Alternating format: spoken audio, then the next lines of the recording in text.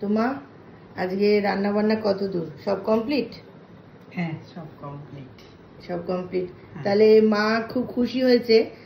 তোমরা লাস্ট ভিডিওতে খুব আমাদের ভালোবাসা দিয়েছো বন্ধুরা, তার জন্য মাও খুব খুশি, আমরাও খুশি। তো আজকে আবার নতুন ভিডিও নিয়ে চলে এলাম। তো এই তো রান্না বান্না রেডি। এইবার দেখো, প্রথমেই দেখাচ্ছি তোমাদের। হ্যাঁ, দেখানো শুরু করো। চিরাচরিত ভাত। চিরাচরিত ভাত এখনো গরম আছে ভাত। আচ্ছা, কালকে মতো আজকেও টক ডাল। টক ডাল আম দিয়ে। এখন টক ডালটা মোটামুটি কদিন ধরে চলবে। ঠান্ডার মধ্যে মানে গরমের মধ্যে এই আম ডাল সব থেকে ভালো। এতদিন আম খাইনি আমরা, সংক্রান্তির থেকে আম খেয়েছি, ওই জন্য এখন আম ডালই কদিন খাবো। এই যে আম ডাল। আর রয়েছে আমাদের বাড়ির এইটা আলু ভাজা।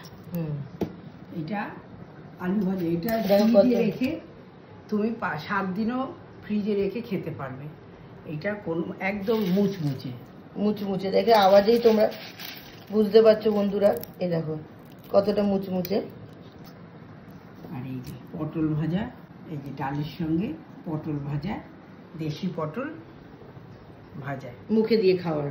আর তারপরে আজকের দিনে আমাদের শুক্তো, এটাকে অনেকে ভাঙাচোরা শুক্তোও বলে, আমরা বলি চাকা শুক্তো। এই শুক্তোটা করেছি সব সবজি দিয়ে আর চিংড়ি মাছ আর মাছের মাথা দিয়ে।